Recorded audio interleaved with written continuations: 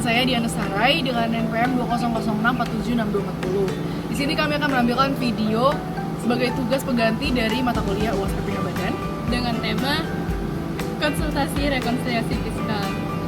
Selamat menyaksikan.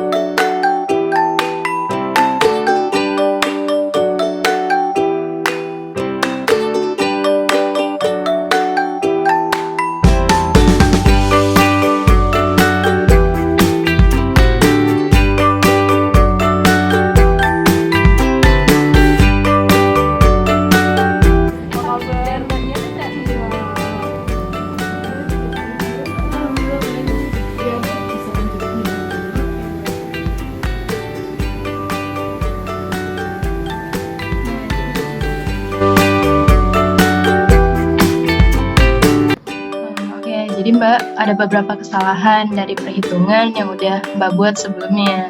Oke, bentar. Saya jelasin dulu ya.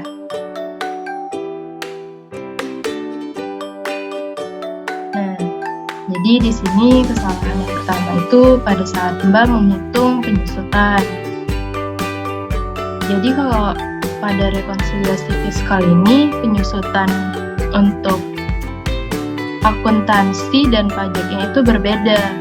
Nah, ini ada tabel kelompok harta dan tarif penyusutan untuk fiskal. Nah, dari data glowing printing yang udah Mbak kasih, ini diketahui bahwa mesin fotokopi dan mesin cetaknya itu menggunakan metode garis lurus dengan yang termasuk ke dalam kelompok 2 dengan masa manfaat 10 tahun. Nah, berdasarkan tabel ini, untuk kelompok 2 ini masa manfaatnya itu hanya 8 tahun berdasarkan pajaknya. Nah, ini harus kita adjust. Perhitungannya itu bisa diperoleh dari sini. Nah, jadi dia harga perolehannya dari sebesar ini 2.500.000 dibagi dulu sama 10%, dapatnya 25 juta. Nah, lalu untuk penyusutannya itu kita peroleh dari tarifnya, ini tarif garis lurus untuk kelompok 2 sebesar 12,5% dikalikan dengan yang harga perolehan yang udah kita peroleh tadi sebesar 25 juta. Nah, dapatlah hasilnya 3.125.000. Nah, ini yang boleh kita akui di dalam perpajakannya. Untuk perhitungan penyusutan mesin cetaknya sama kayak tadi. Nah, selanjutnya itu ada untuk pulsa handphone. Nih.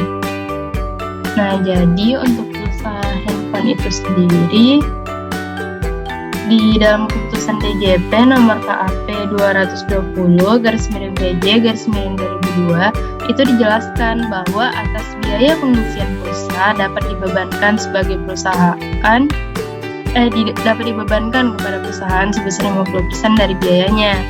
Karena di dalam biaya tersebut dianggap ada untuk pengeluaran pribadi biasanya kan.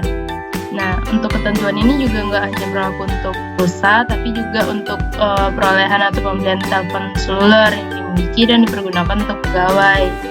Nah, jadi ini untuk hitungannya kita ambil setengahnya. Setengahnya itu nggak boleh diakui dalam perpajakan. Jadi 50% dari 10.500.000 itu dapatnya 5.250.000. Nah, terus nih kesalahan berikutnya itu ada di bagian sumbangan.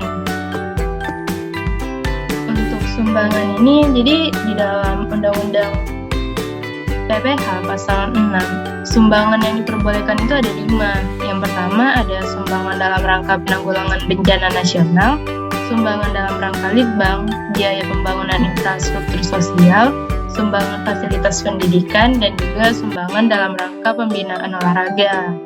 Nah, di sini udah dijelasin juga ya bahwa Glowing Printing memberikan sumbangannya itu memberikan sumbangan, dan sumbangan yang diberikan itu tidak termasuk ke dalam 5 sumbangan yang terdapat pada Undang-Undang PPH pasal 6 tadi.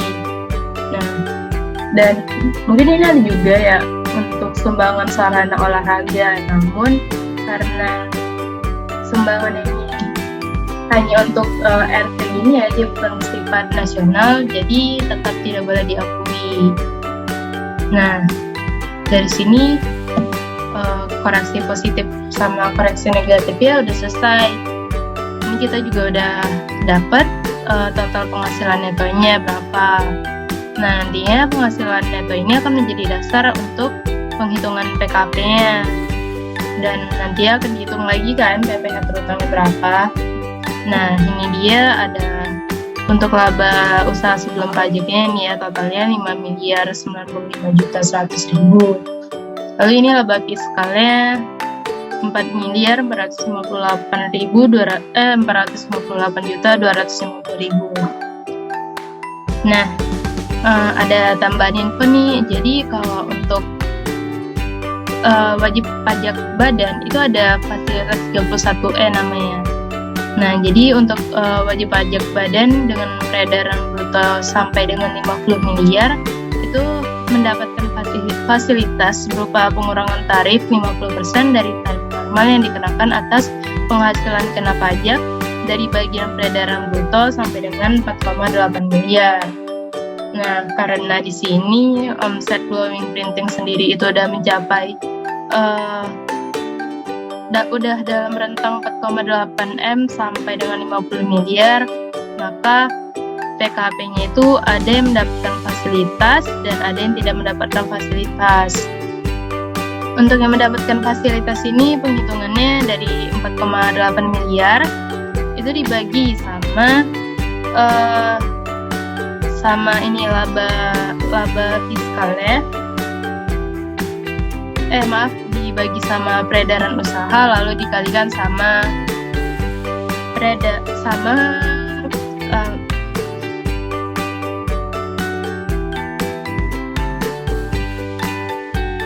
dikalikan sama laba fiskalnya sebesar 4.458.250.000.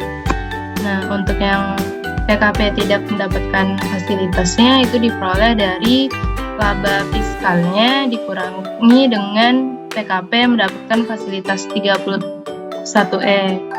Nah, diperolehlah hasilnya 490.361.111. Lalu kita dari kan PKP udah dapat, nah kita bisa lanjut untuk mencari PPh terutangnya. Untuk PPh terutangnya ini untuk yang mendapatkan fasilitas itu perhitungannya PKP ini dikalikan sama tarif PPh badan saat ini yaitu sebesar 22% lalu dikalikan sama 50%. Sedangkan untuk yang tidak mendapatkan fasilitas itu hanya PKP dikalikan dengan tarif PPh badannya 22%. Nah, lalu dari sini udah diperoleh berapa total PPh terutang yang didapatkan, yaitu sebesar 594.897.222. Nah, karena sebelumnya juga ada nih kredit pajak untuk pajak penghasilan 25 ya, angsuran pajak sebesar 600 juta. Nah, jadi kita dari sini bisa dapat nih PPh lebih bayarnya sebesar 55.102.778. Nah, terus kalau misalnya Mbak juga mau tahu angsuran pajak untuk tahun berikutnya berapa, ini bisa dicari juga. Tinggal total PPh terutangnya ini sebesar 544.857.222 dibagi sama 12. Nah, gini aja Mbak, gimana? Oke, cukup Mbak, saya sudah lebih paham sekarang. Terima kasih banyak ya Mbak.